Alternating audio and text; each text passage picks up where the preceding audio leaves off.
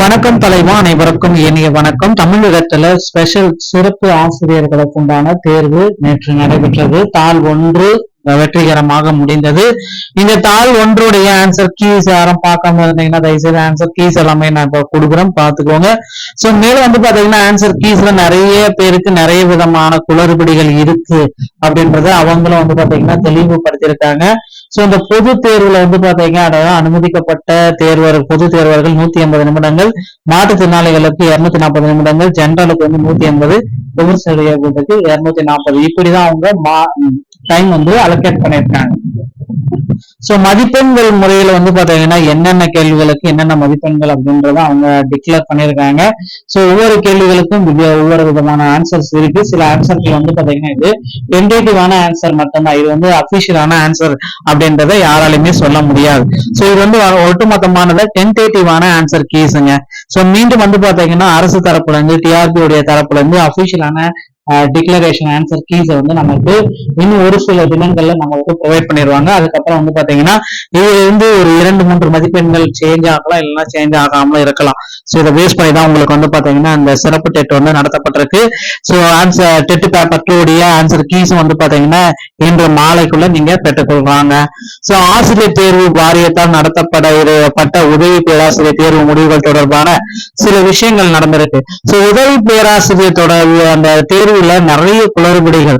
2006 பிறந்தவர் பாத்தீங்கன்னா இப்ப 2026 உதவி பேராசிரியர் ஆக முடியுமா? சோ முனைவர் பட்டா அதுக்குள்ள அவரால் பெற முடியும் அப்படின்னா உதவி பேராசிரியர். சோ இந்த மாதிரியான குளறுபடிகள் எல்லாமே நடந்திருக்கிறதுனால இந்த தேர்வு அறவே ரத்து செய்யணும் அப்படின்ற மாதிரி நிறைய அரசியல் கட்சி தலைவர்கள் எல்லாமே இதுல தலையிட்டு இந்த தேர்வு வேண்டாம், அதுவும் இல்லாம ஒரு தேர்வுக்கு 30 லட்சம் 40 லட்சம் 50 லட்சம் வரைக்கும் மணி டிரான்ஸ்பர் ஆயிருக்கிறதாவும் குறிப்பிட்டிருக்காங்க. இதுல எந்த அளவுக்கு உண்மை அப்படின்றது நமக்கு இன்னும் கிளாரிட்டியா தெரியல. சோ அரசு தரப்புல இருந்து இந்த தேர்வை ரத்து செஞ்சுட்டு மீண்டும் ஒரு ஃப்ரெஷ்ஷான தேர்வை நடத்துவாங்களா இல்லையா அப்படின்றத நாம நிச்சயமா எதிர்பார்க்கலாங்க. சோ தமிழகத்தை பொறுத்தவரைக்கும் இந்த ஆசிரியர் தேர்வு வாரியத்துல இந்த உதவி பேராசிரியரோட தேர்வை முற்றிலுமே ரத்து செய்ய போறாங்க. இதற்கான அறிவிப்புகள் விரைவில் வரும். டிஆர்பில நிறைய குளறுபடிகள் இருக்கிறதுனால டிஆர்பி போர்டே பாத்தீங்கன்னா கலைக்கப்பட்டு புதிய ரெக்யூர்மெண்ட் எல்லாமே ஸ்டார்ட் பண்ண போறாங்க. புதிய பணியாளர்கள் அந்த இடத்துல நியமிக்கிறதுக்கு நிறைய வாய்ப்புகள் இருக்கு அப்படின்றது நமக்கு தெளிவாக தெரியுதுங்க.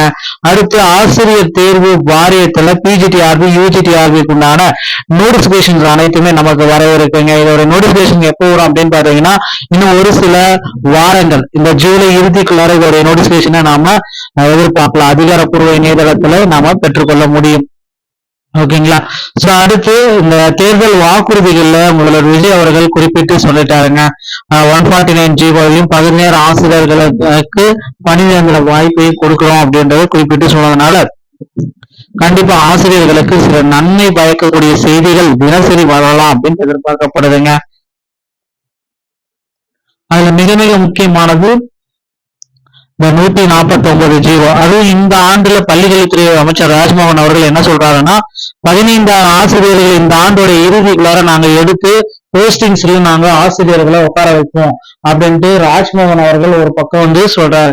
இது எல்லாமே நம்ம கருத்தில் கொண்டு பாக்குறப்போ பாத்தீங்கன்னா என்ன நடக்கும் அப்படின்னா சோ கண்டிப்பா பிஜிடிஆர்பி யூஜிடிஆர்பி பிஇஓ பிடி பிஜிடி அசிஸ்டன்ட்டுக்கு உண்டான போஸ்டிங்ஸ் எல்லாமே இந்த ஆண்டு கண்டிப்பா அனைத்து தேர்வுகளும் நடத்தப்படும் அப்படின்ற மாதிரி ஒரு நம்பிக்கை இருக்கு. புதிய ரிவைஸ் ஆனுவல் பிளானரையும் நம்ம எதிர்பார்க்கலாம். டிஆர்பி மற்றும் பள்ளிக்கல்வித்துறை சம்பந்தமான செய்திகள் அனைத்தும் உடனுக்குடன் நீங்க நம்முடைய சேனலோட இணைந்திருங்க. நன்றி, வணக்கம்.